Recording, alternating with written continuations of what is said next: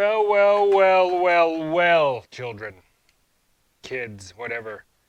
Um, I was just making my electric video, which you guys will see, and it dawns on me, well, I know this. Tomorrow is, I don't want to put this, tomorrow is Saturday for me. For you, it is today. And I'm gonna rewire this tack. Well, I'm gonna wire this tack. I'll show you, we'll talk about this tack and these style things and how they work, and some of these use a box and some don't. I need to get some tools. So then we'll worry about story time. Today's story time. I'll see you in just a second.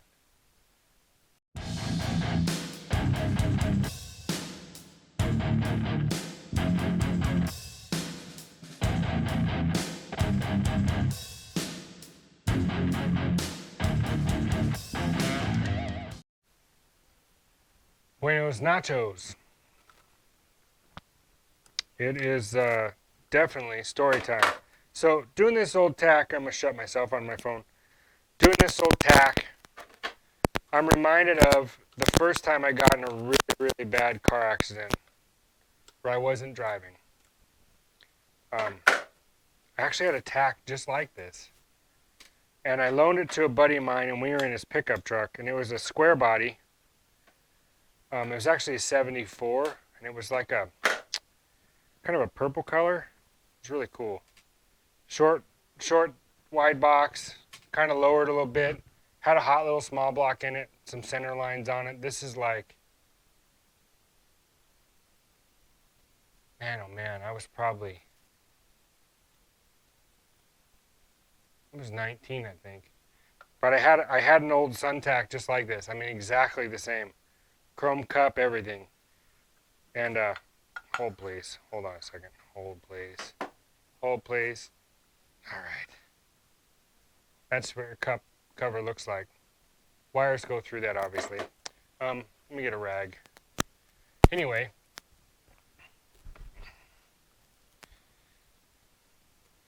Okay. Before we get into the story, the back of this, if you buy these old Suntacs, you need to look at what it looks like in here. Some of them will say transmitter box, model number, blah, blah, blah, blah. They also say how many cylinders. When you're buying these online, these used to be super cheap, but when you're looking, you need to look and see what cylinders it is, or ask. Some are 6, some are 8, some are 4.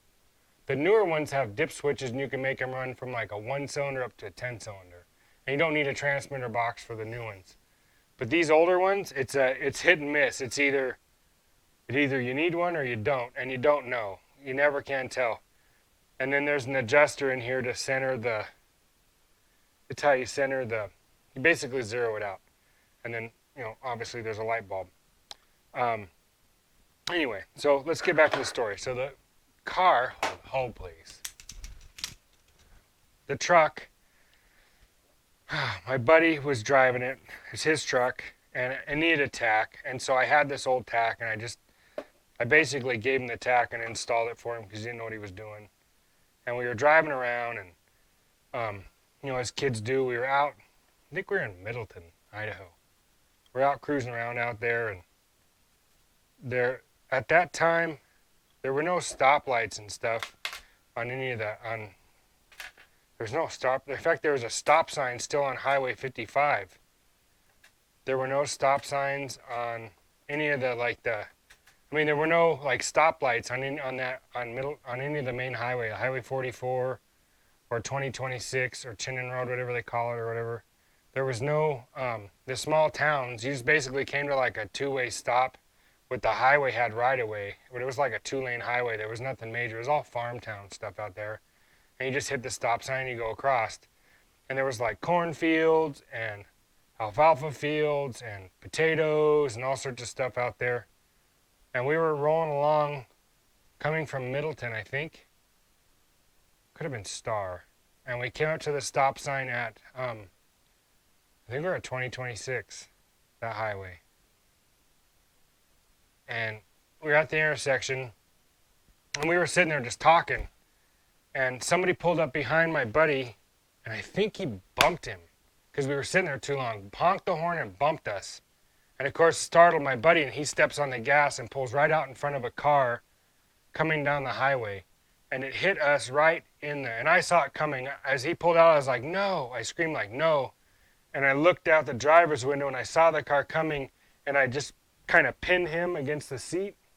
Front of us in the passenger, I pinned him there, and that thing hit us and spun us around, and that car glanced off us and went out into the field, like way out in the field, like probably, I don't know, 300 yards out in the field off the highway. Like he was flying, went through the farmer's field, went right through the corn.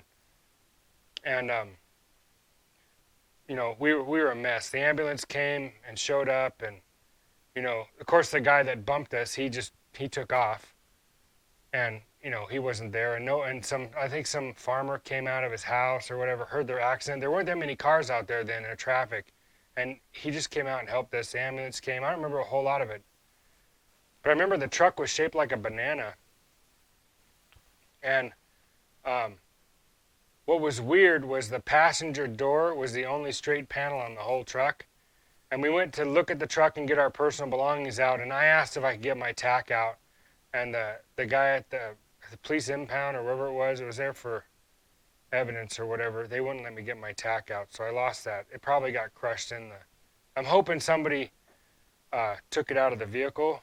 And maybe this is it. Maybe I got it on eBay and I got my tack back. But yeah, man, we both got messed up. The doctor told me that if I would have broken my back in the accident, he could have fixed me. And I wasn't supposed to be able to walk again. I was in pretty bad shape. I was lucky to be able to walk again. Wow, that camera stand is really, the wind is moving you. Yeah, you might fall over. Anyway, if you do, I'm sorry. Hope you don't get motion sickness. But yeah, that truck got destroyed. And it turns out my buddy contacted it was on a weekend. It was on like a Sunday. And my buddy had an issue with his insurance company. And that Friday before, he was in talking to the insurance adjuster. And the insurance adjuster, before the accident, before anything, told him everything was fine. There was a hiccup with his policy or something. They were going to get sorted out, and they would talk about it Monday. But assured him that he still had coverage. Well, when we got in the accident, of course, the insurance company did what insurance companies do. And they went through and tried to make it out like we didn't have one. And my insurance company, which my cousin was my insurance agent, she went to bat for me at the time. And she took care of it. She went in and, actually took care of the whole thing and got him taken care of and got his vehicle taken care of and took care of both of us. And which was pretty awesome for her to do that. But yeah, man, that was crazy. That poor truck got destroyed. I missed my tack. But here it is. I got my tack and we're redoing it. So that story's over. Story time. Not a very exciting story, but accidents happen. That was a major story. I was able to recover. In fact, I found this chiropractor. This girl I was dating, her grandma was going or something. And I found this chiropractor through that. And he got me back, back to being able to do stuff. I think I was back to work in like 6 months. It was pretty cool. But anyway, so this is the trigger. Trigger comes from the either your spark box or whatever. This is going to come from the positive side of the coil, or negative side of the coil, excuse me. And this gets an ignition, this gets light, and this is the ground. These are ground terminals. And I'm going to just wire this up. I need some wire. Do I have any wire? No, I don't have any wire. I didn't buy any rolls of wire. Well, I guess I'm not wiring this thing up. All my wire's right here. So I'm not wiring this thing up. We're going to have to see that on a different episode when I get some wire. Because, man, that was dumb. That was a little, what do you call that?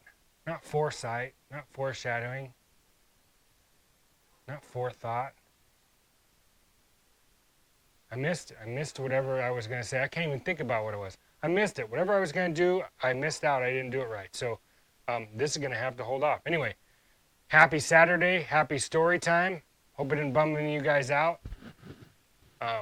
And I'm happy I got this tack. It looks just like the other one. This one's broken. Broken glass. Anyway, yeah, is that it? That's it. The next episode you see will be about this wiring harness, and you guys have a choice to make. Oh, no, it won't be.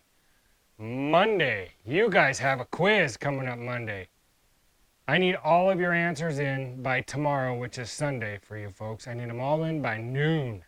That's it. Cutoff is noon, my time, which will be...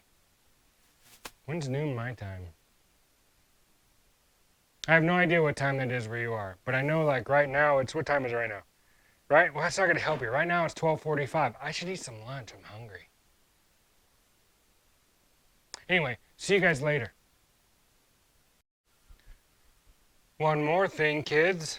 One more thing, and it's super important. I need to get this off my chest. 4-speed. 4-speed. And if you haven't got your lava lamps yet, you need to go get them because that's a prerequisite for passing this course. Lava lamps, and you don't have to have a 4-speed, but it helps. Definitely flexi hoses. You need to be up on your flexi hoses and all that stuff. Because your substitute teacher Tom, he absolutely hates those, and it's really funny. That's what I should do. I should have a substitute teacher. I should have a guest teacher. Just somebody make a random video. And I'll just post it. They can pretend they're me or whatever. That'd be funny. They could do story time or whatever. They could pretend they're me. Or they could just be themselves and I'll just post their video on my channel. That'd be hilarious. I think they're going to watch me and it would be somebody else. My wife says the stuff I think is funny is not funny. So maybe that's not funny, but it's funny to me. Anyway, sorry I didn't have the wires for this. I don't have any wire. I can't believe I don't have any. What's the other thing I was going to say? I forget. I got some snacks over here. They're gluten-free. You can't see them. These are really good, though. If you ever see these at the store, man, they're good. Bob's Red Mill oatmeal bars. Gluten-free, made with fresh ingredients. Oh, I did hear something the other day was really funny. I'm going to coin a new phrase. I'm going to call myself a gizzard. I'm a gearhead wizard. I'm a gizzard. See you guys later.